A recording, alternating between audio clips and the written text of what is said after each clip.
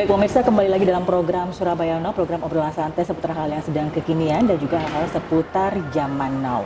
Dan saat ini saya sedang berada di Max One Hotel Tidar yang ada di Jalan Tidar nomor 5 Surabaya. Dan saya juga sudah bersama dengan para bintang tamu yang luar biasa. Dan kali ini kita akan membahas tentang kebijakan asimilasi untuk para napi beserta dampaknya pada masyarakat. Baik. Langsung saja kita sapa para bintang tamu kita kali ini. Yang pertama ada Bapak Agung Krisna, beliau adalah Kepala Lapas 1 Malang ya. Apa kabar Pak Agung? Baik, panggilnya Pak Agung atau Pak Krisna nih? Agung aja. Pak Agung boleh. ya. Kemudian berikutnya ada Bu Megawati. Nah, Bu Megawati ini adalah perwakilan dari masyarakat umum ya yang menjadi korban tindak pidana perampasan di jalan. Apa kabar Bu Mega? Selamat sore. Iya. Dan yang paling jauh nih Pak Suko Widodo. Apa kabar Pak Suko? Beliau ini adalah pakar komunikasi Universitas Airlangga Surabaya Pak ya. Ngajar ya, sebagai seorang pengawas sosial juga ya Pak Suko ya. Baik, apa kabar nih Pak? Baik. Ya, seperti yang sudah saya singgung di awal tadi ya, seperti yang juga kita ketahui bahwa beberapa waktu yang lalu pemerintah sudah mengeluarkan kebijakan asimilasi ya untuk para napi. Nah, kebijakan ini sempat menimbulkan polemik juga di masyarakat karena berpotensi untuk menimbulkan keresahan bagi masyarakat. Ya, terkait dengan alasan Kamtibmas ya, keamanan warga istilahnya seperti itu. Tapi sebelum kita bahas lebih dalam mengenai masalah itu, saya ingin tahu terlebih dahulu Pak sebenarnya pengertian dari asimilasi itu apa sih? Mungkin dari Pak Agung selaku perwakilan dari Kemenkumham bisa menjelaskan Pak. Ya. Baik, Mbak, terkait dengan Peraturan Menteri Nomor 10 Tahun 2020, ya. Adalah dalam rangka pencegahan COVID di lapas dan rutan, Pak Menteri mengeluarkan kebijakan. Sebenarnya sebelum kami menceritakan tentang Permen 10 2020, asimilasi ini sudah ada dari sejak dulu, ya. Di perubahan sistem kepenjaraan menjadi pemasyarakatan. Itu sudah ada tahap pembinaan namanya. Nah, tahap pembinaannya menjadi 4 tahap.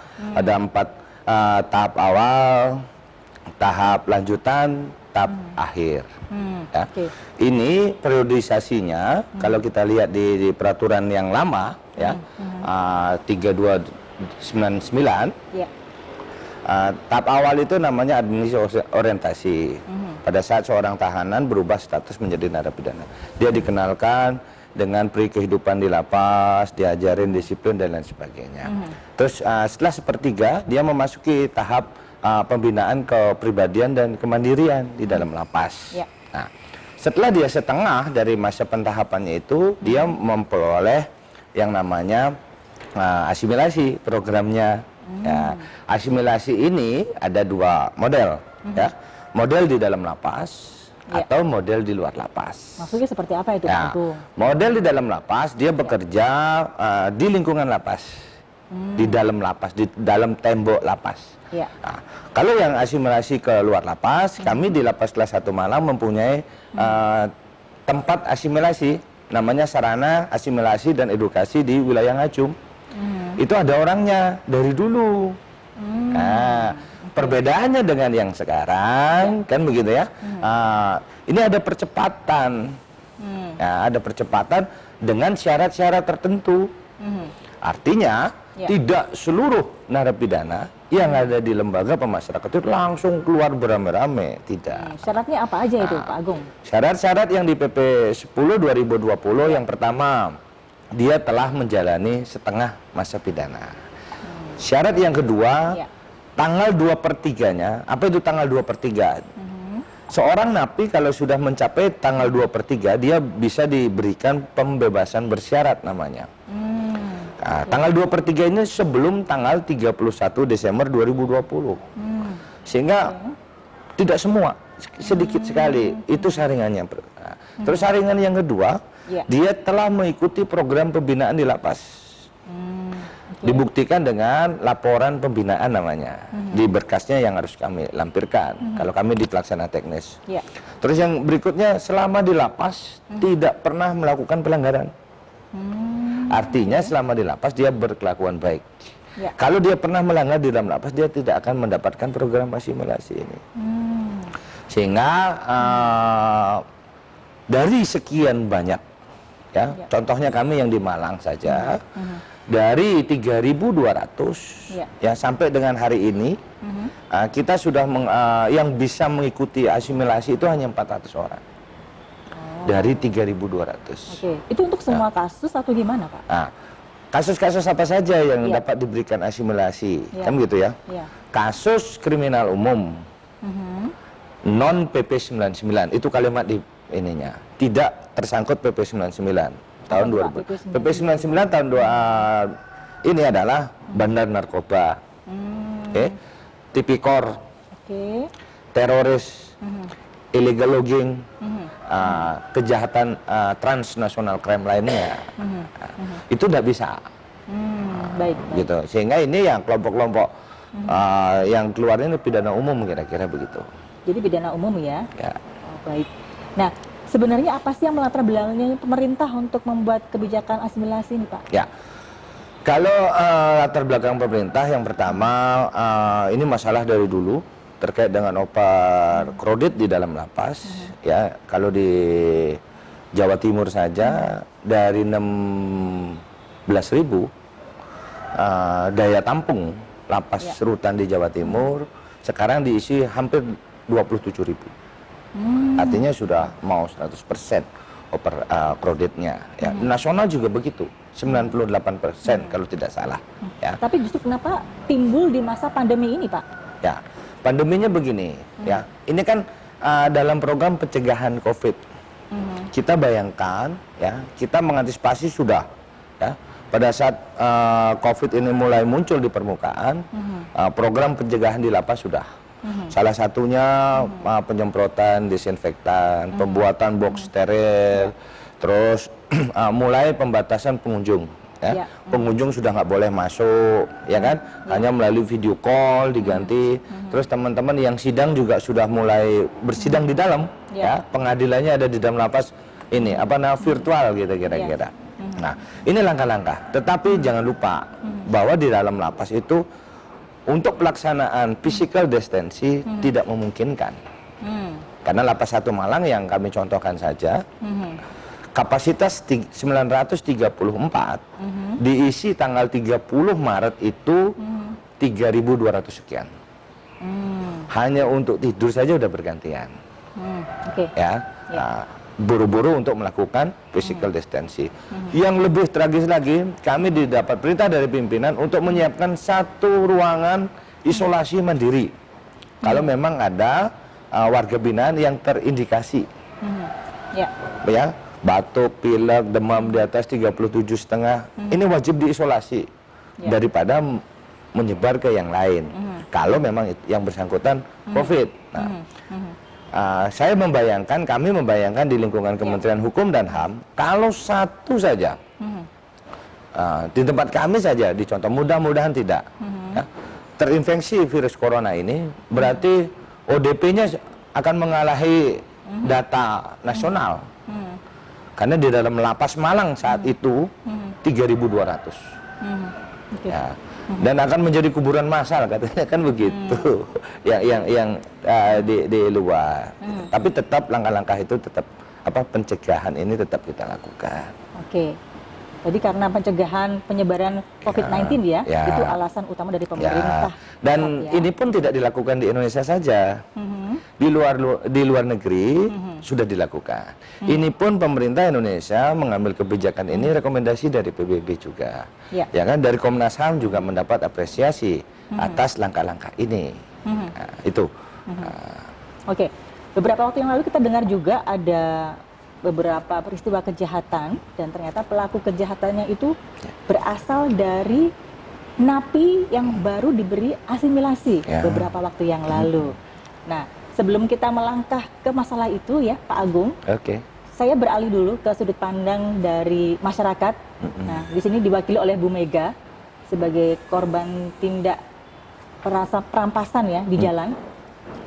Dari Bu Mega mungkin bisa diceritakan ya, waktu itu sempat mengalami kejadian yang kurang mengenakan seperti itu, dan mungkin bisa diceritakan bagaimana kronologinya dan kapan kejadiannya, Bu? Ya, terima kasih. Saya mewakili di sini menjadi korban daripada tindak kekerasan di saat pandemi ini. Pas waktu itu kami itu mau mengambil barang-barang oleh-oleh untuk kawan-kawan difabel yang akan kita bagikan besok paginya. Disitulah saya membawa beberapa barang dan kebetulan saya dibonceng sama anak saya. Di saat yang tiba-tiba saya melintasi jalan Ratna atau AJBS di situ, dan itu hari Sabtu malam Minggu. Di sanalah akhirnya sengaja tidak sengaja, padahal kita sudah ada yang mengingatkan kalau tas itu diselempangkan. Saya coba selempangkan, biasanya nggak pernah saya selempangkan seperti itu. Saya coba selempangkan taruh di tengah, kemudian saya juga membawa beberapa barang buat persiapan dibagikan ke kawan-kawan difabel. Ada beberapa kardus yang akhirnya sepeda motor itu penuh. Dari situlah tiba-tiba dari belakang akhirnya sangat mengagetkan sekali, kami ditarik dan sempat kami pun terjatuh. Kemudian yang kedua, tas diambil, ya seperti itu. Jadi yang jelas kami pun tidak bisa melakukan suatu tindakan apa-apa ya, karena pertama faktor kaget, kemudian yang kedua mereka mungkin sudah memantau atau seperti apa. Yang jelas waktu itu saya lihat kanan kiri pun juga lagi sepi jalan itu posisinya.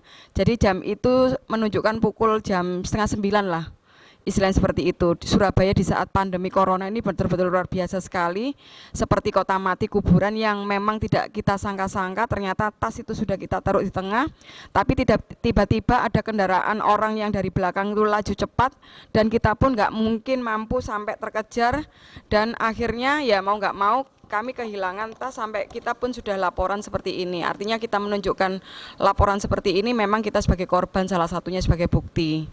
Itu aja. Jadi yang jelas di sini kami mensikapi pandemi ini sangat luar biasa, apalagi terutama ada wacana asimilasi yang mungkin dikeluarkan oleh Kementerian Hukum dan HAM ini. Jadi yang jelas apakah ini efek daripada asimilasi itu atau seperti apa, yang jelas ini adalah salah satu bukti akibat efek, katakanlah di media maupun di tengah lokasi yang mengatakan banyak napi-napi yang dikeluarkan ini. Padahal kondisi pandemik ini,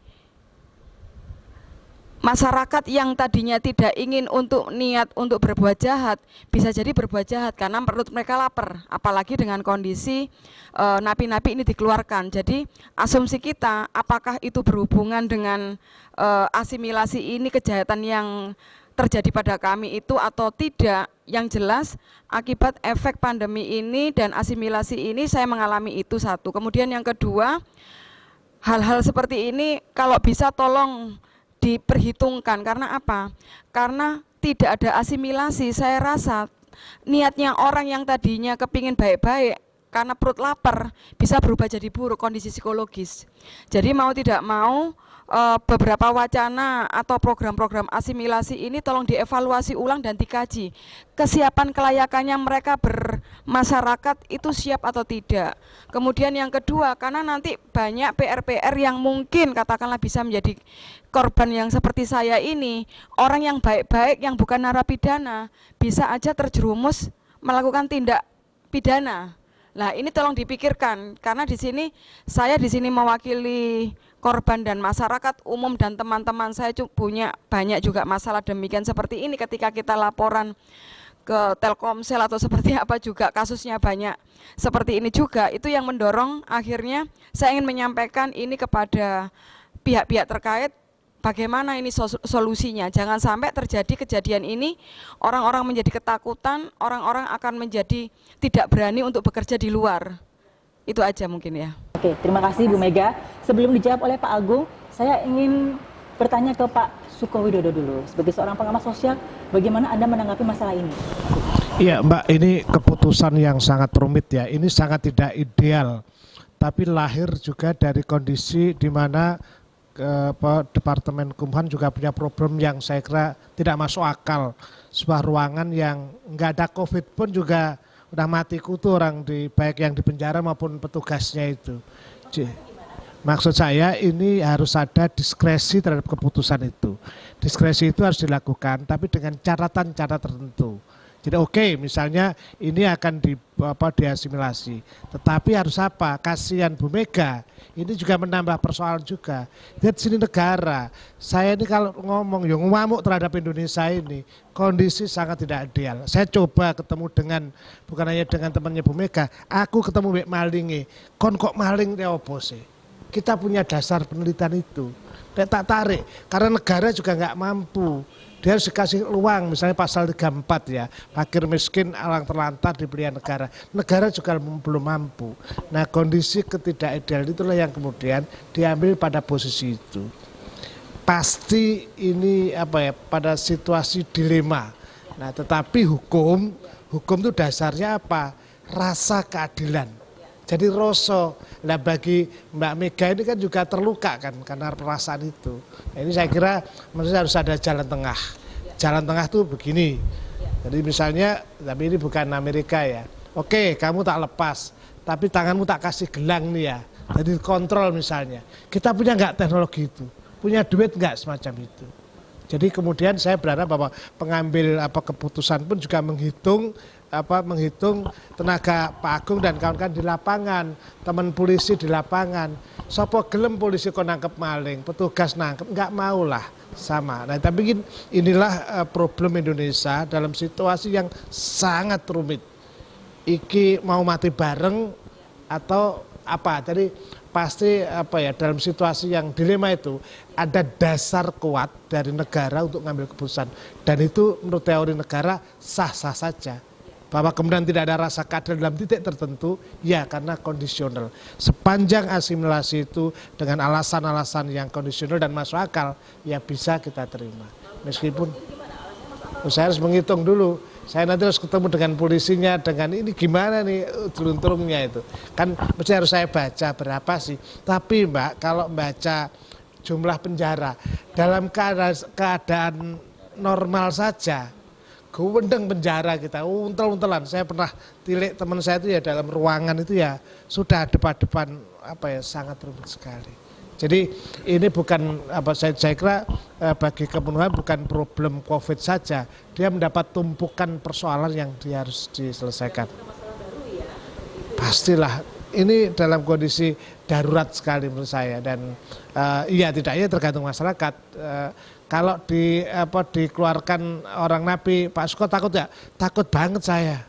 Saya pasti takut, enggak, malam keluar itu juga takut. Takut dimarahi istri nggak pulang-pulang. Tapi kira-kira sebetulnya takut juga ya kayak harus Mbak Mega semacam itu. Betul.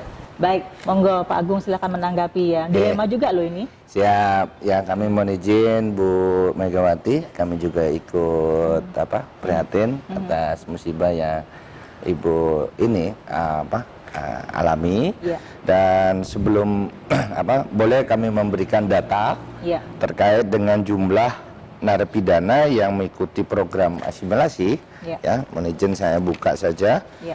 Untuk yang asimilasi di tingkat nasional, total semuanya 38.907 orang sampai dengan tanggal 23 April kemarin. Ya. Dari 38.000 itu yang melakukan pelanggaran hukum kembali 34 orang. Kalau lihat dari persentasenya sangat kecil. Kalau lihat dari persentase data. Itu untuk yang nasional. Untuk yang di Jawa Timur sendiri, dari 4.685 orang yang melakukan tindak pidana pengulangan, itu berjumlah 8 orang. Ya. Jangan sampai juga bahwa kita tahu dalam teorinya suatu proses pembinaan di lembaga pemasyarakatan itu ditentukan oleh 3 hal. Petugasnya, WBP-nya, dengan masyarakatnya. Ya. Contoh terkait dengan yang disampaikan Pak Suko tadi, peran serta masyarakat ini yang cukup luar biasa terhadap proses keberhasilan pembinaan di lapas. Masyarakat yang dimaksud dalam teori ini siapa? Ya kan? Masyarakat, pemerintah daerah, TNI, Polri, para akademisi, semuanya terlibat dalam satu kelompok masyarakat dalam teori itu. Ya.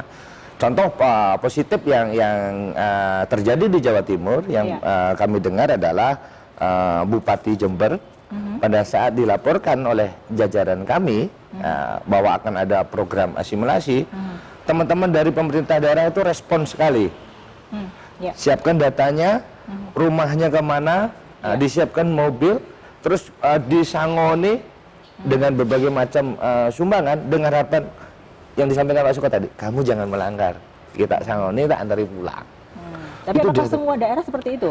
Itu dia, tidak semua berlaku di seluruh daerah, seperti itu. Ya, kami di jajaran Kementerian Hukum dan HAM secara tegas, Bapak Menteri Hukum dan HAM sudah memerintahkan untuk melaksanakan koordinasi baik dengan teman-teman dari kepolisian, TNI, Pemda, dan mereka sudah punya datanya semua, ya, data terkait dengan asimilasi yang dilakukan di wilayahnya masing-masing, nama, alamat, fotonya. Harapannya seluruh berpartisipasi dalam pengawasan.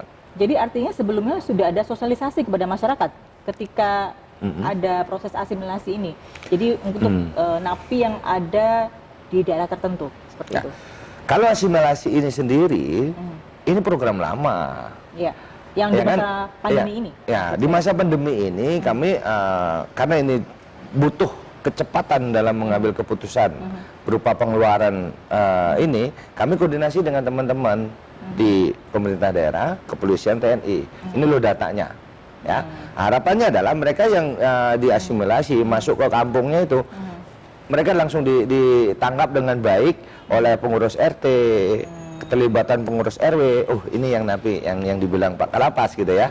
Anda berarti di sebelumnya ya, Pak Agung ya. Gitu. Jadi diharapkan di tingkat RT RW ada berpartisipasi juga menjaga ini, ya, betul. Pengawasan ya seperti itu. Betul. Baik. Oke, tahan dulu Pak Agung. Baik. Ya, Bu Mega, Pak Suko, kita break sebentar, kita akan lanjut lagi nanti dan pemirsa kita akan lanjutkan perbincangan kita setelah jeda pada wawancara berikut, tetap di Surabaya Now.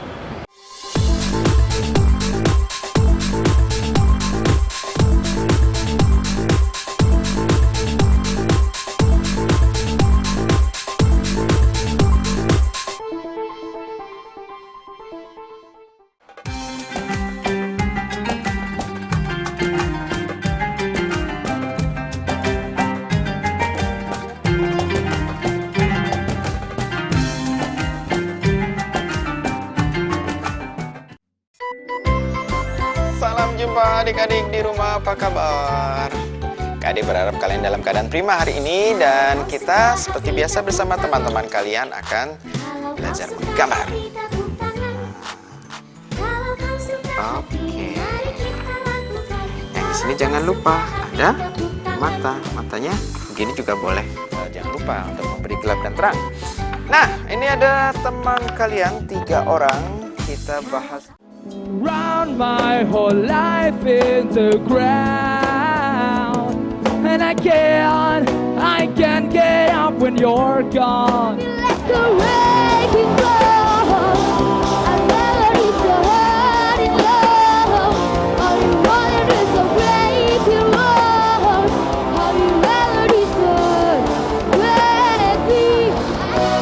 Loving right easily.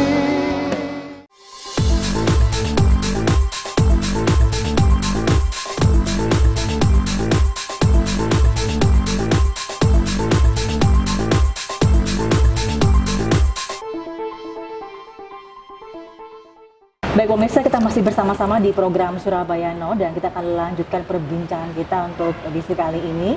Tadi ada Pak Agung Krisna, Ketua Lapas 1 Malang ya Pak ya. Kemudian juga ada Bu Mega, ada Pak Suko Widodo juga, seorang pengamat sosial juga, pakar komunikasi dari UNER. Dan satu lagi, saya kedatangan lagi di segmen kedua ini, ada Bapak Muhammad Akhyar. Beliau adalah Kasubag Humas Polrestabes Surabaya. Betul Pak? Apa kabar Pak? Ya, panggilnya Pak Akhyar ya Pak ya? Baik. Jadi begini Pak Akhyar, tadi kami membicarakan tentang masalah kebijakan asimilasi yang dikeluarkan oleh pemerintah di masa pandemi ini. Nah, ini sempat ada polemik kan di masyarakat, bahkan ada beberapa masyarakat itu yang sempat menjadi korban tindak pidana juga yang disebut-sebut dilakukan oleh para napi yang beberapa tahun lalu ya menerima asimilasi. Nah, ini kalau saya boleh ke Pak Akhyar dulu ya, Pak Agung, Bu Mega dan juga Pak Suko. Bicara soal angka kejahatan di Surabaya ini semenjak dikeluarkannya kebijakan asimilasi di masa pandemi ini, apakah ada pengaruh Pak? Mungkin angka kejahatan di kota Surabaya mau yang peningkatan atau bagaimana? Sebelum saya menjawab, izinkan saya mengucapkan selamat menjalankan ibadah puasa kepada teman-teman yang menjalankan. Yang saya hormati Pak Suko, Pak Agung, Ibu siapa? Bu Mega. Ini setelah adanya Permen Kumham 1020 berkenaan dengan asimilasi dari narapidana dan anak itu ya, di Polrestabes Surabaya sudah menangkap 5 tersangka orang yang sudah dilepaskan dari program asimilasi itu. Yang lagi viral itu terjadi di bulan Maret, minggu yang lalu itu, ada seorang 2 napi yang sudah keluar dari asimilasi itu, sebelumnya melakukan tindak pidananya curanmor. Kemudian dia keluar di tanggal 3 Maret ya, kalau nggak salah itu 3 Maret, dia melakukan tindak pidana di Jalan Raya Darmo, merampas sepeda motor juga, kemudian ditangkap sama masyarakat dan diserahkan oleh kepolisian di Polsek Tegalsari. Itu sangat viral, itu adalah akibat daripada asimilasi itu. Banyak RT RW yang menelpon ke kami, kebetulan kami dulu backgroundnya dari Kanit Reskrim di Polsek ya, banyak menyampaikan ke saya, Pak gimana tentang adanya asimilasi ini, apalagi kejahatan-kejahatan yang sifatnya umum yang dikeluarkan. Saya bilang jawaban begini, pada intinya Polri itu mengamankan kebijakan pemerintah, apa yang sudah dikeluarkan oleh kebijakan itu kita amankan. Tetapi dampaknya memang sangat berdampak di masyarakat. Ketakutan-ketakutan itu semakin besar. Khususnya korban ya. Ada yang pernah jadi korban perampasan, ada yang pernah korban daripada pembacokan, penjamretan dan lain sebagainya, kejahatan umum di jalanan itu. Kemudian ketakutan itu terutama pada ibu-ibu. Ya, ibu-ibu itu sering jadi korban kejahatan di jalanan itu, merasa was-was dengan adanya asimilasi itu. Mudah-mudahan nanti ibu-ibu yang lain juga nggak perlu takut dengan itu. Karena apa? Dari kejadian COVID-19 ini, data yang ada masuk di Polrestabes Surabaya, kejahatan sangat menurun drastis. Justru menurun drastis. Ya, dari angka kejahatan baik curas maupun curanmor sangat turun drastis dengan adanya COVID-19 ini. Yang masih ada berarti aksi kejahatan seperti apa, Pak Ahyar? Ada sekarang banyak yang marah adalah kasus penipuan. Ya, penipuan dengan mengatasnamakan perbankan itu. Ya, akhirnya banyak orang yang terjebak di kasus itu, di Undang-Undang ITE itu. Baik. Ini kembali lagi masalah kebijakan asimilasi ya. Kalau dari pihak kepolisian sendiri, bagaimana menurut tanggapan dari pihak kepolisian sendiri tentang kebijakan asimilasi ini, Pak? Ya, saya sampaikan di depan tadi bahwa kepolisian itu mengamankan kebijakan daripada pemerintahan pusat. Ya, yang sudah dikeluarkan oleh Menkumham itu kita amankan. Sebetulnya banyak yang resah, apalagi saya baca di Ombudsman, kalau nggak salah Pak Laude itu akan melakukan tuntutan. Tidak tahu perkembangannya seperti apa. Dan banyak di kalangan masyarakat yang banyak komplain kepada kepolisian ini. Tidak tahu prosesnya harus bagaimana. Kok bisa timbul kebijakan seperti itu. Kita sampaikan bahwa kepolisian mengamankan kebijakan daripada pemerintahan pusat. Kalau sudah itu dikeluarkan, otomatis kepolisian mengikuti kebijakan itu. Tapi saya pikir masyarakat tidak boleh resah atau takut, seperti biasa saja. Insya Allah kepolisian meskipun ada COVID ini, kepolisian masih bersama dengan masyarakat ada di lapangan. Oke, baik Pak Suko. Nah, ini sebagai seorang pengamat sosial juga ya, menanggapi tadi juga bahwa pihak polisi sebenarnya ikut mengamankan kebijakan ini. Nah, tadi juga sempat disebutkan bahwa ada beberapa komponen masyarakat yang juga melakukan gugatan ya masalah kebijakan asimilasi ini. Bagaimana menurut Anda? Ya, ini ibarat nasi udah jadi bubur. Mau diapain ini? Mau dikembalikan nggak mungkin. Maka yang dilakukan adalah pengontrolan terhadap napi itu. Saya punya keyakinan pihak lapas pun juga sudah punya catatan alamat dan sebagainya. Nah, data itu yang saya kira kerja sama polisi. Tapi satu lagi, seringkali kita ini kalau ngomong soal COVID yang dibantu yang sakit. Tetapi harus ada dana terhadap pengontrolan semacam ini. Jadi pengelola ini kan asal mulanya kan dari ketakutan kita terhadap wabah itu. Kalau ini di penjara semua juga bisa mati, teman-teman yang di penjara juga bisa kena juga gitu. Maka itu dilakukan. Kalau itu dilakukan tentu ada pembiayaan dilakukan. Ini kan keputusan diskresi. Jadi makanya saya waktu itu mengkritik negara jangan cari untung. Pengusaha jangan cari badi aja. Ini saat dimana kita harus sama-sama turun. Yang penting kita selamat dulu, nyawa yang kita selamatkan itu loh. Sementara teman korban juga harus mohon maaf ini, juga memahami kondisi ini. Ini kondisi yang sangat tidak ideal. Polisi yang lembur kayak Bang Thoyib nggak pulang-pulang sama dengan lapas ini, semua lelah itu. Jadi menurut saya balik bahwa oke, ini kalau diputuskan maka harus ada konsekuensi. Konsekuensinya apa? Kalau mereview mundur agak rumit karena dilepas kok. Oke, kita cari jalan keluarnya. Kalau Surabaya itu kan terus kadung maka ya harus apa yang ke depan kita lakukan. Kalau mundur lagi setback juga problem. Tadi menarik Pak Agung juga minta simpati kepada Bu Mega sebagai korban, meskipun pasti kecewa lah. Saya pun juga dipikir nggak takut, kita juga takut juga gitu. Tetapi kan ya ini kondisi realistis. Inilah kenapa saya berkali-kali bilang kita butuh solidaritas bangsa ke semuanya. Saya malah tertarik misalnya dengan kasus di Jember di mana bupatinya datang, kamu warga saya tak biayai. Maka ini kan problemnya kan kejahatan itu kan muncul karena kesempatan, karena motif macam-macam. Jadi saya yakin kok orang kalau difasilitasi dia punya ekspresi, itu akan ada jalan keluar. Jadi yang perlu dipikirkan itu adalah solusi. Ini yang saya kira menjadi penting.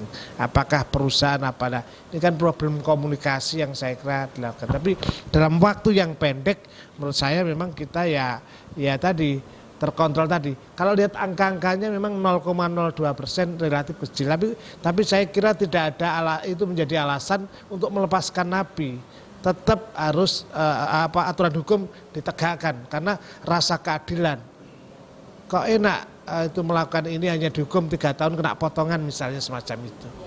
Sekali lagi ini kondisi darurat harus di stop dulu, kita cari solusi. Tetapi yang sudah dilakukan menurut saya data itu tanya aja Pak Agung, apakah Pak Agung dah mengembalikan mereka ke alamat masing-masing dan kemudian ya menjadi kewajiban masyarakat juga untuk ikut mengontrol, termasuk kemudian ya tadi apakah tidak ditemukan semacam tapi mereka lapor terus Pak Agung ya. Nah lapor. Tadi menurut saya oke, ada mereka lapor. Kalau sampai melakukan kejahatan lagi tembak mati misalnya, harus ada klausul seperti itu. Karena kalau enggak juga teman Mbak Mega juga takut, semua saya pun juga takut gitu loh. Kita ambil jalan tengah. Jadi saya kira problemnya adalah dalam dilema ini keputusan sudah dilakukan karena alasan-alasan yang sangat krusial, tetapi ketika itu diputuskan maka harus ada konsekuensi terhadap aturan itu. Misalnya tadi, oke, Anda dilepaskan, tapi kalau enggak, nah itu saya kira harus ada seperti itu. Ya, sebelum kita membahas masalah sanksi hukumnya untuk para napi yang melakukan kejahatan kembali ya, yang tadi sudah menerima proses asimilasi, saya mau ke Pak Agung dulu. Tadi kan menarik sekali ya, tadi sempat Pak Agung cerita juga bahwa Bupati Jember itu sudah melakukan kegiatan yang proaktif gitu ya. Ketika ada napi yang akan dilepaskan, yang sudah tahu siapa saja, dibiayai dulu supaya nanti tidak berbuat kejahatan kembali di masyarakat. Nah, apakah memang sebelumnya dari pihak Kemenkumham itu tidak membuat semacam kayak SOP atau protap gitu Pak, misalnya harusnya itu begini, nanti ketika di daerah-daerah tertentu akan dilepaskan, itu kepala daerahnya mungkin membuat kebijakan tersendiri untuk melakukan pengawasan, monitoring, ataupun membiayai setelah itu. Ya. Bagaimana Pak Agung? Terkait dengan Peraturan Menteri Nomor 10 Tahun 2020 ini, ya pada saat pastinya aturan ini keluar didasari dilanjutkan dengan SOP ya. SOP bagaimana melaksanakan aturan ini, bagaimana melakukan pengawasannya, bagaimana melakukan penindakan pada saat pelanggaran aturan ini. Ya. Tadi beberapa sudah kami sampaikan di segmen yang terdahulu, syarat-syarat yang harus dipenuhi baik administrasi maupun substantifnya. Tadi yang disampaikan Pak Suko, pengawasan ya, pengawasan dalam peraturan menteri atau monitoring, ini ada namanya Balai Pemasyarakatan. Nah, dengan teman-teman kejaksaan, ini pun pada tataran pelaksana kita senantiasa bekerjasama dengan teman-teman di Polri, sehingga data narapidana yang asimilasi itu semua kita kasih, ya, dari namanya, kasusnya, pidananya, alamatnya sampai dengan fotonya ke teman-teman. Maksudnya begini, pada saat ada terjadi suatu peristiwa kejahatan di suatu tempat di wilayah hukumnya masing-masing teman-teman di Polri, dengan cepat bisa melakukan, oh ini yang asimilasi, ini tidak. Satu. Terus yang kedua, ini pun data diberikan kepada teman-teman di Polsek untuk melakukan pengawasan. Teman-teman Intel, saya baru dari tanggal 1, saya sudah komunikasi dengan Pak Kasat Intel di Polresta Malang, ini loh Mas, datanya ini. Oke Pak, makasih kata. Mereka langsung melakukan deteksi dini terkait dengan pelanggaran yang ada dalam masyarakat. Terus menarik yang disampaikan oleh Pak Kasubag Humas, bahwa kondisi COVID ini menurun kejahatan. Artinya ini menjadi kunci bahwa asimilasi ini tidak berpengaruh terhadap menaiknya angka kriminalitas. Karena beliau tadi sampaikan menurun Pak, gara-gara COVID kan gitu ya. Nah, ini hal yang baik ya menurut kami. Artinya menurun. Kami yang kami khawatirkan adalah pada saat krisis moneter, dampak setelah krisis moneter itu angka kejahatan atau angka hunian di dalam lapas di seluruh Indonesia naik. Faktornya apa? Apakah dulu ada asimilasi? Tidak juga. Ternyata ujung-ujungnya adalah karena krisis yang berkepanjangan atau COVID ini berkepanjangan mempengaruhi faktor ekonomi masyarakat. Ya, PHK di mana-mana. Teman-teman masyarakat yang bekerja biasanya bisa jualan di pinggir jalan, sekarang ada pembatasan-pembatasan.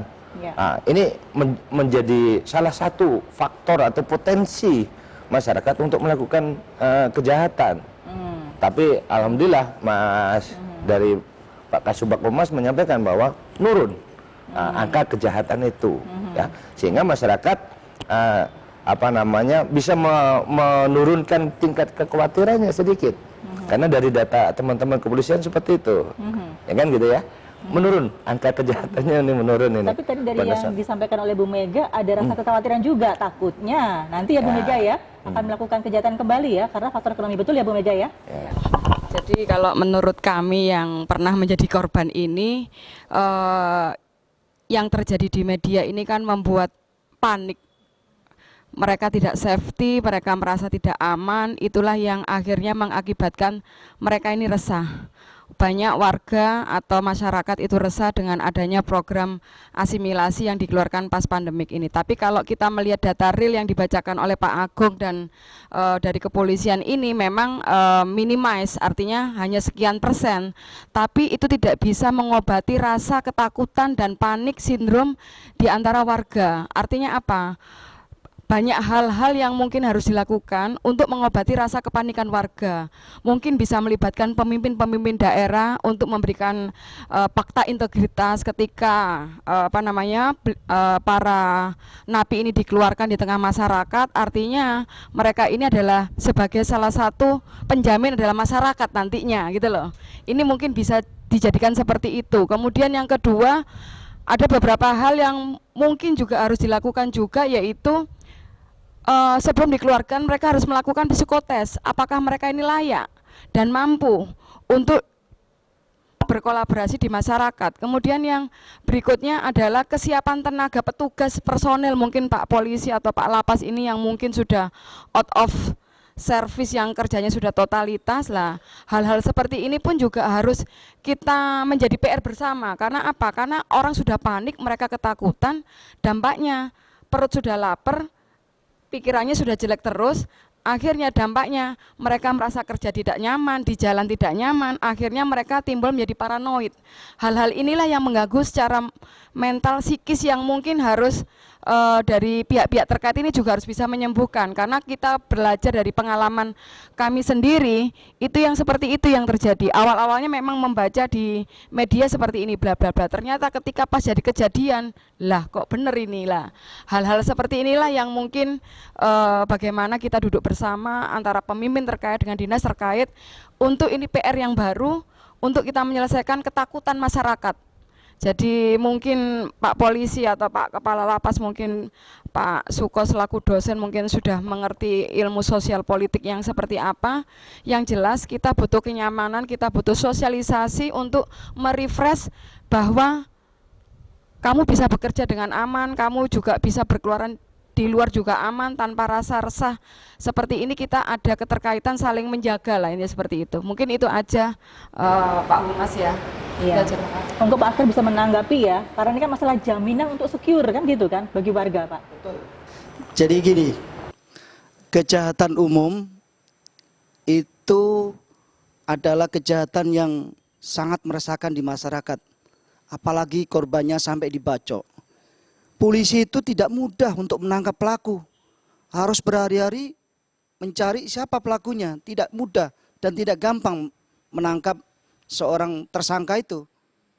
Jadi sekarang ada program asimilasi ini yang teman-teman yang anak buah yang dibawa itu pada gelisah. Loh, kok seperti ini ya? Kita nyarinya pelaku itu sulit sekali, apalagi ngelihat korban sampai dibocok, kasihan sekali, kok gampang dikasih asimilasi seperti itu.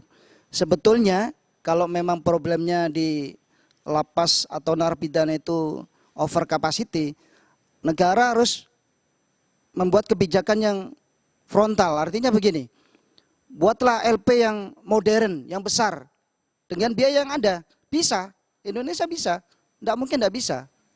Harus bisa. Kita lihat perkembangan Pak Jokowi ini membangun jalan segitu banyak dan bisa, kenapa LP hanya 34 provinsi nggak bisa? Bisa, harusnya bisa. Ya, sekarang di kepolisian, Pak, malah banyak sekarang tahanan yang di kepolisian. Karena apa? Di LP sendiri sudah tidak menerima. Lah di Polsek, Polres sekarang agak bertambah. Tapi alhamdulillah dengan adanya kejadian COVID-19 ini, kejahatan menurun dan banyak pelaku yang tidak melakukan tindak pidana itu. Alhamdulillah juga ada manfaatnya COVID ini. Ya, ada manfaatnya. Tapi saya mengharapkan masyarakat ya yang cemas jangan terlalu cemas, tetap semangat. Polisi akan melindungi masyarakat dan polisi bersama-sama dengan masyarakat. Baik, terima kasih Pak Akhyar. Oke, kita tahan dulu ya, karena ini semakin panas sepertinya ya. Nanti kita akan bahas masalah solusinya. Kita akan kembali lagi setelah jeda pariwara berikut, pemirsa tetap di Surabaya Now.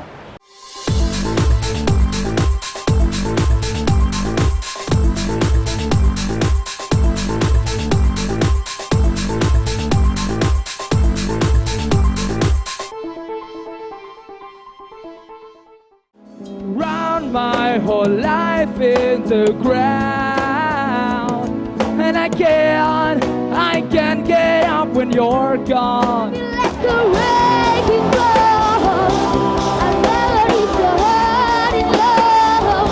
All you wanted is a breaking wall.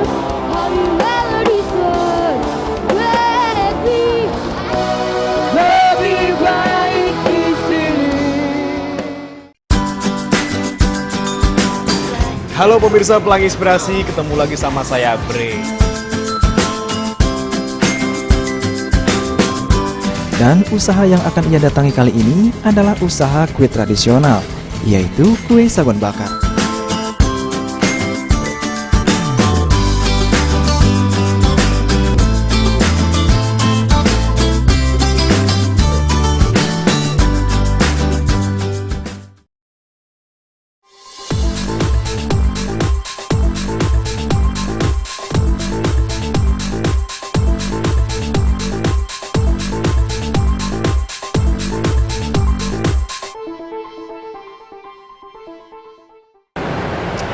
pemirsa, kembali lagi dalam program Surabaya Now dan kita masih lanjutkan perbincangan seru kita bersama dengan para bintang tamu kita yang luar biasa ini ya.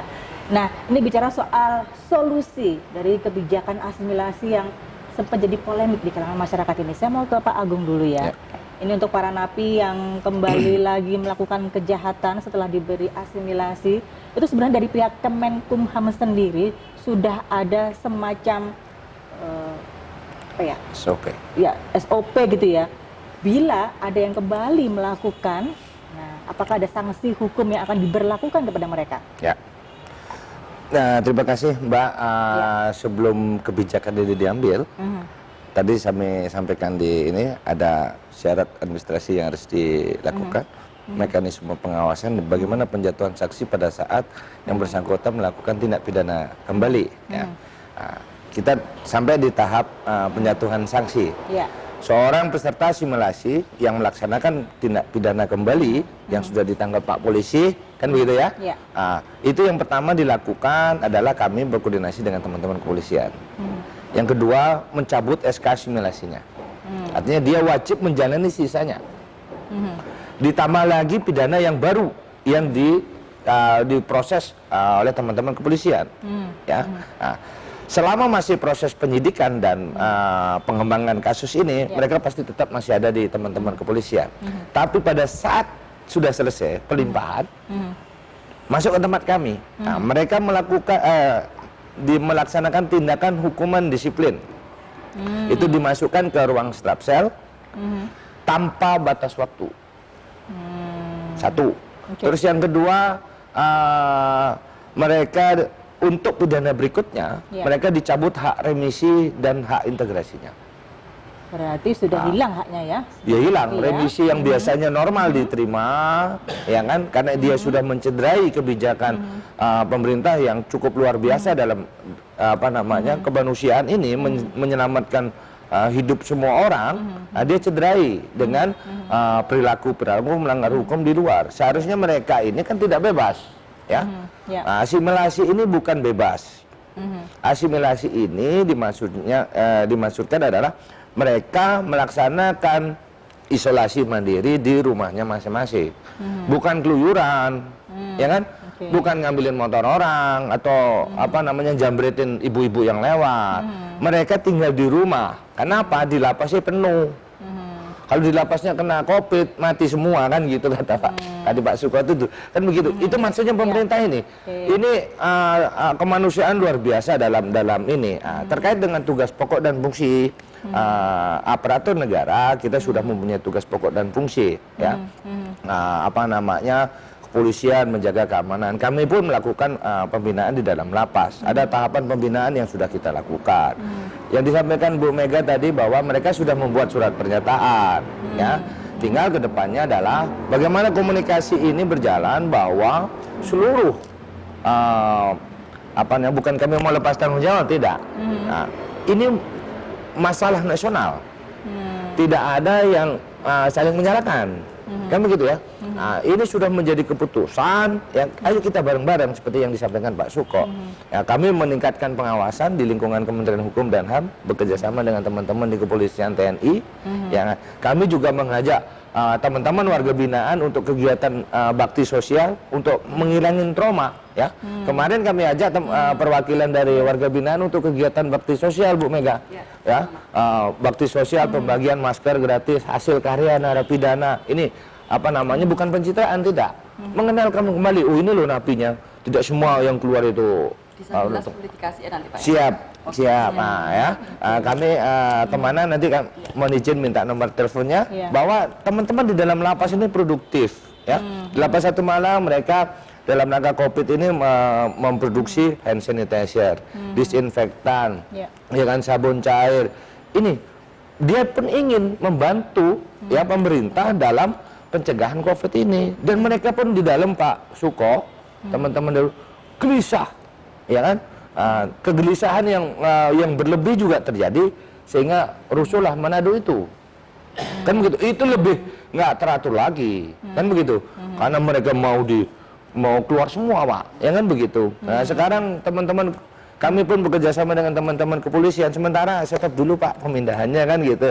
Ya syukur-syukur juga tadi, alhamdulillah kejahatannya menurun gitu. Kalau ini mabuk juga kan gitu. Pak Agung, ada statement juga yang mengatakan ya, sebenarnya kenapa nggak ketika pada ketakutan semua ya, takut karena penularan COVID-19, kenapa nggak dikarantina aja lapasnya gitu kan? Kan sebenarnya kan yang bawa COVID itu dari luar, jadi mungkin pengunjungnya itu kan nggak boleh dulu datang, seperti itu. Kan selama di dalam kan masih aman-aman aja, Pak Agung. Betul, itu ada wacana seperti itu. Toh juga dalam satu tembok kan gitu ya. Nah, pertanyaannya, saya nggak tidur di kantor. Petugas kami yang jaga itu tidak ada yang tidur di kantor. Dia kembali ke rumahnya. Dia ketemu sama istrinya pulang dari pasar. Ya kan? Walaupun protokol COVID-nya kita sudah siapkan, pemeriksaan suhu tubuh, masuk pakai masker, cuci tangan, potensi itu pasti tetap ada. Ya, cuman pada saat itu satu kena, habislah sudah kan begitu, ya kan? Nah, karena yang pengunjung tadi yang Mbak sampaikan, memang kami dari tanggal 24 Maret kalau yang di Malang, kunjungan sudah melalui video call antara keluarga napi dengan napinya yang di dalam udah lewat video call. Begitu juga sidang, ya teman-teman dari kejaksaan dengan pengadilan sudah melaksanakan sidang di dalam lapas, daring semua. Ini mengurangi potensi, gitu kira-kira. Ya, saya beralih ke Pak Ahyar ya Pak ya. Dari pihak kepolisian sendiri ya, kalau ada napi yang kemarin baru menerima asimilasi dua kejahatan lagi, apakah ada kebijakan khusus dari pihak kepolisian sendiri? Mungkin langsung tembak di tempat, tembak mati aja langsung biar nggak repot gitu, atau gimana Pak? Jadi pihak kepolisian tidak memandang itu COVID ataupun hari-hari biasa. Kalau dia membahayakan petugas dan masyarakat, ya tindakan tegas dan terukur itu yang dilakukan tanpa perintah dari jadi sudah ada 5 yang sudah diasimilasi kemarin, yang sudah keluar kemudian melakukan tindak pidana, ya kita tidak tegas, tindakan tegas terukur itu ada dari Medaeng 1, Lamongan 2, kemudian dari Madiun 1, satunya kalau salah yang Blitar ya. Jadi 5 itu. Kemarin sudah melakukan tindak pidana di Surabaya, ya tindakan tegas yang dilakukan oleh anggota. Ya. Oke. Nah, kembali lagi nih masalah solusi ya. Tadi kan di-highlight oleh Pak Suko proses monitoringnya seperti itu, supaya nanti tidak berbuat hal-hal yang lebih kejam lagi, selain seperti itu di masyarakat kan seperti itu ya Pak ya. Nah sebenarnya proses monitoring sendiri itu sudah apakah ada semacam follow up rutin gitu ya kepada yang bersangkutan? Jadi memang dari lapas itu memberikan data Mbak kepada kami di kepolisian ya. Kami monitor dari Satreskrim bahwa ada berapa orang yang sudah diasimilasi yang tinggal di Surabaya. Kemudian dari polsek masing-masing sudah kita berikan data itu, terutamanya intelijen maupun Babin Kantipmas, untuk memonitoring keberadaan para napi yang sudah mendapatkan asimilasi itu. Tapi kenyataannya apa? Ya faktor manusianya juga ya. Sudah diberikan kesempatan untuk bertobat, untuk kembali ke ke masyarakat, ke keluarganya yang baik, tapi dia salah gunakan. Ya resiko. Polisian tidak segan-segan melakukan tindakan tegas dan terukur kepada mereka, baik yang diasimilasi maupun yang lain, asalkan dia mengganggu ketentraman masyarakat dan utamanya kepada petugas kami di lapangan. Apakah di proses monitoring itu ada semacam asesmen khusus yang dibuat setiap minggu atau apa Pak? Nggak ada seperti itu. Oke, gimana Pak Agung? Ya, kalau monitoring itu tugasnya petugas PK Bapas namanya di Kementerian Hukum dan HAM. Itu mereka melaksanakan monitoring seminggu sekali melalui video call ke seluruh warga binaan yang mengikuti asimilasi. Ya pada saat yang bersangkutan tidak bisa termonitor posisinya, itu bisa kita cabut. Apalagi melanggar aturan, sudah ketangkep Pak Polisi, sudah dipastikan dicabut kan begitu. Dia nak lapor saja bisa dicabut. Nah, itu bagian dari monitoring. Nah, ini kita sekarang sedang mengembangkan kerjasama sampai masuk ke tingkat RT RW, biar kita bisa monitoring. Oh, misalnya RW 1, RT 11 gitu, biar kita bisa monitornya. Pak, ada nggak orang ini? Kami nggak putus hubungan nih sama yang bersangkutan. Bapak monitor, ada Pak sini. Mungkin handphonenya apa? Habis pulsanya nggak bisa beli kan begitu, daripada dia beli pulsa nyopet dulu, ya kan? Yang mending kita bisa monitor ke lingkungan sekitar, kerjasama dengan teman-teman kepolisian TNI yang mempunyai wilayah, Babin Kamtibnas, ya kan? Ini yang kita sedang galakkan terkait dengan monitoring teman-teman yang melaksanakan asimilasi. Baik, Pak Suko, bagaimana tanggapan Anda? Iya, ini negara demokrasi, karena itu salah satu yang harus muncul adalah kontrol sosial ya, kontrol sosial. Kepolisian itu ada Kompolnas di nasional. Nah, sekarang di Humkam ini perlu nggak di tingkat polsek itu ada mitra polisi misalnya. Nah, di lapas kan butuh semacam itu. Ini sama, dua petugas negara ini, baik Pak Agung, Pak Ahyar, kan sudah melakukan prosedur protapnya itu. Ini lahir dari kondisi yang sangat tidak ideal. Nah, kalau saya lebih mundur lagi, loh kok bisa orang di penjara? Orang itu melakukan kejahatan, satu karena niat, dua kesempatan. Dia punya niat, nggak ada kesempatan ya jomblo. Tapi dia tidak punya niat, ada kesempatan juga sama aja tidak melakukan. Artinya apa? Ini perusahaan makro. Saya setuju mulai Mbak Mega tadi, misalnya yang keluar harus ada tes psikologi misalnya itu. Meskipun ya belum ideal ya, tapi perlu semacam itu sehingga kondisi seorang itu ada tingkat, kita belum nyampe ke situ. Tapi kita butuh apa ya? Butuh sistem hukum yang lebih adil di masa depan itu. Ojo ngomong politik kayak kadang-kadang. Bosen lah. Jadi maksud saya pemikiran soal keadilan. Pak Agung harus kita bantu, koplak dia. Mungkin namanya sebenarnya bukan asimilasi. Kalau asimilasi itu orangnya sudah masanya habis dan berkawan. Ini sebenarnya bukan asimilasi namanya, tapi ini nyari nama juga susah, yang penting asimilasi dilakukan. Kalau lihat saya data-data angka memang relatif kecil, tapi kecil tidak berarti itu membuat alasan untuk melakukan. Kalau sekarang kata Pak Ahyar ini misalnya kejahatan menurun, pasarnya tutup kok mana yang dijahati. Jadi bukan karena itulah, tapi karena kondisi. Nah, dalam situasi hidden silence semacam ini, kalau kita ini juga tidak melakukan satu, ini juga menyimpan sesuatu yang besar. Maka tindakan asimilasi telah dilakukan. Jadi dia mengantisipasi itu.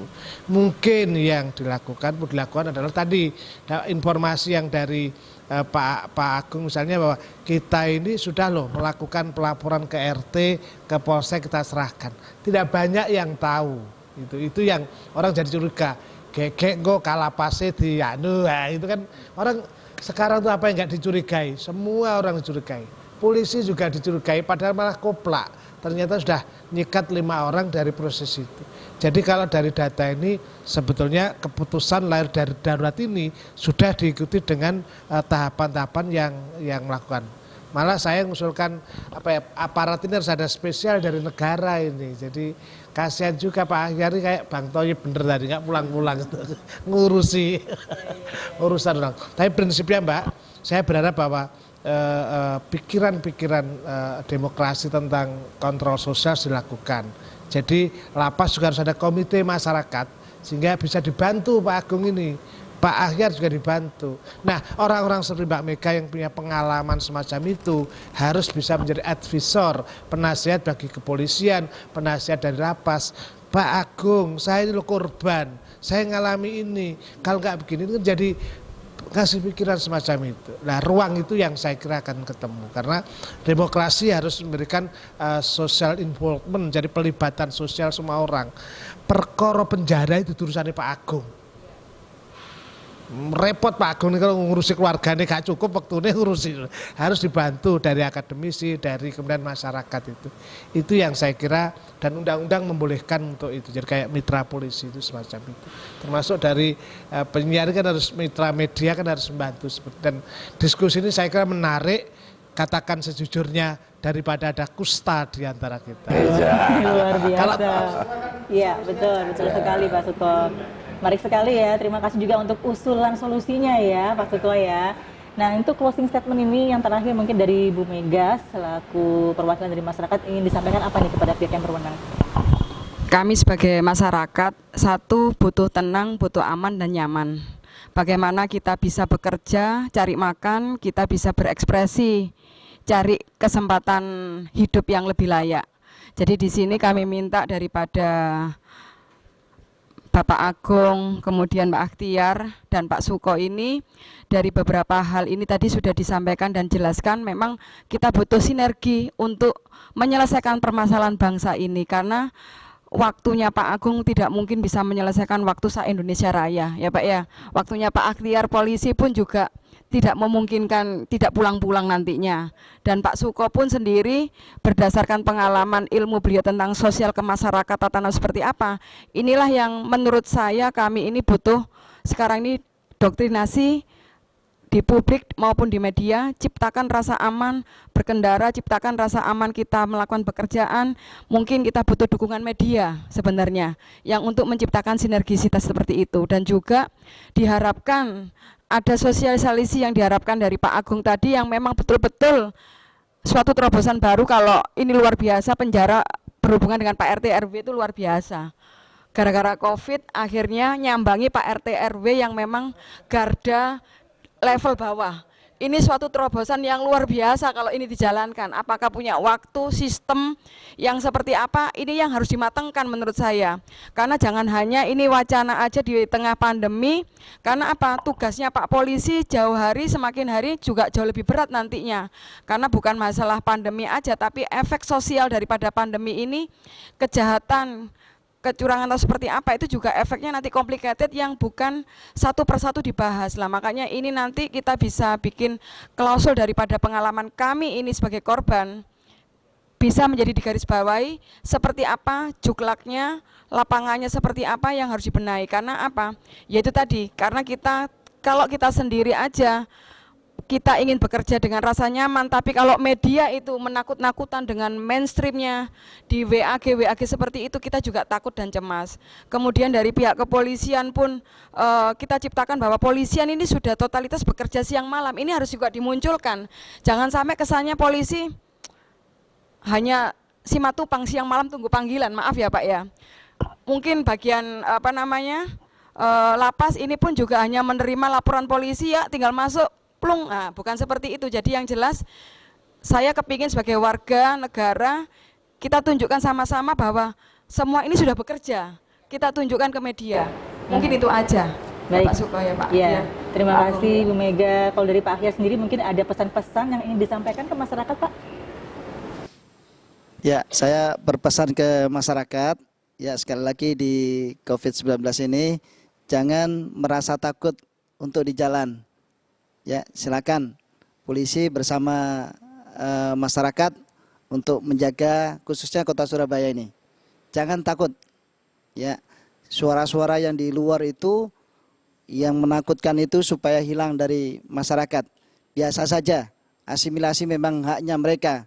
Ya, kebijakan dari pemerintah ini kita amankan, tapi dengan tidak mengganggu aktivitas daripada masyarakat itu sendiri. Baik, mungkin dari Pak Agung? Boleh. Ya.